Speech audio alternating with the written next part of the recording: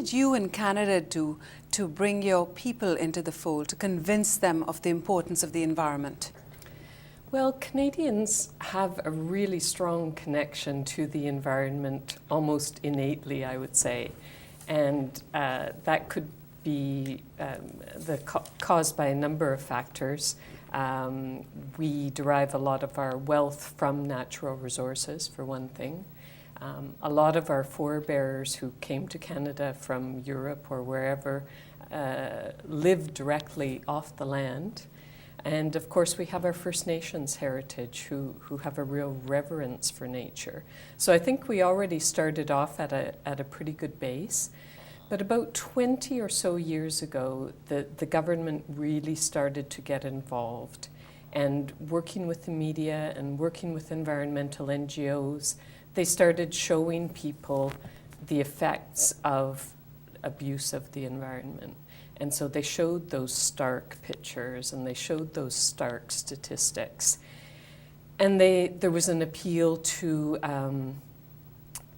the effect that our actions were going to have on future generations, our children and our grandchildren. So there was a whole public awareness campaign that was really, really important. They also got into the schools, and I think that was really key, because what you saw happening was a little school child, 7, 8 years old, who had been taught not to waste at school, would go home and there would be a multiplier effect. Yes. So if he or she saw an older brother or her mother or her father throwing a soda pop bottle out the car window, all of a sudden there would be this, and the child would be explaining to his or her elders that that was not proper behavior. So that was really key. And then I think probably the last big factor was access. Studies in Canada have shown that access is actually the number one factor in whether or not people recycle. So it's not about education, it's not about income, it's about access to the recycling options. So for example, in the 1990s, I should say, mid-1990s, about 70% of Canadian households had access to curbside recycling, where you didn't have to go 5 miles to a depot. You could just put your recyclables out on the curb in special containers, and they would be collected by the same garbage men who collected the rest of the garbage. So there were about 70% of households who had access to that. About 70% of households did recycle in those days. Today, we have about 95 to 97% of households who have access to curbside recycling, and it's the same correlation. Today, this year, about 98% of Canadian households do recycle. That's a phenomenal number.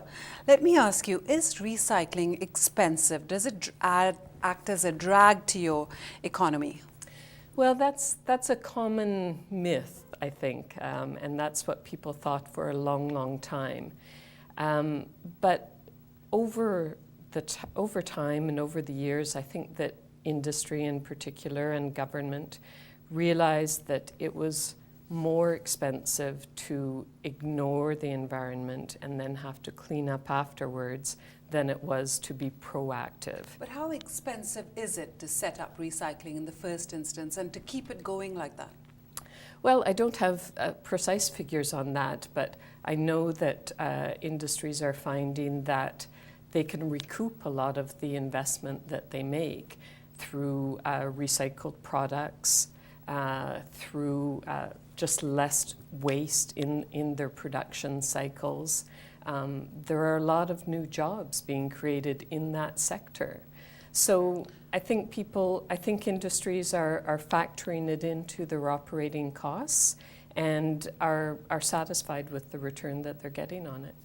Now, I know that our local government minister actually said that we would be following a plan out of Nova Scotia in terms of our waste disposal management. Has our government approached yours in terms of getting guidance, in terms of how to get it going? Well, yes, they did approach us, and it's kind of a natural that they approached Nova Scotia because there seems to be quite an affinity between Nova Scotia, which is an eastern maritime province of Canada, and this island state. So there's been a lot of cooperation over the years. Nova Scotia is a leader in Canada. I was telling you about some of the pretty impressive recycling statistics overall in Canada, but Nova Scotia disposes of much, much less garbage than the average Canadian in other provinces. Nova Scotians recycle more and more comprehensively than the average Canadian.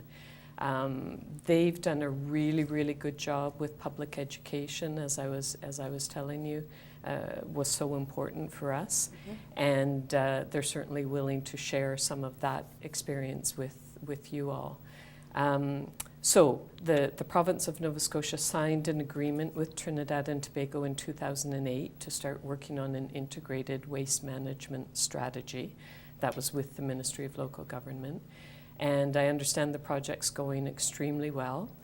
And I hear from the Nova Scotians that they really think that this country could make a quantum leap in this area. Using our experience, using others' experience, it shouldn't take you as long to get to where we are as it did for us. That you're on the edge, and with the benefit of some experience from other people, you could really jumpstart this green effort. Well, Your Excellency, that's very, very encouraging. And we do need to take a short break. As you watch, I want to remind you to send in your comments and suggestions to cleaningupthemess@guardian.co.tt. This is an environmental special on CNC3. We'll be right back.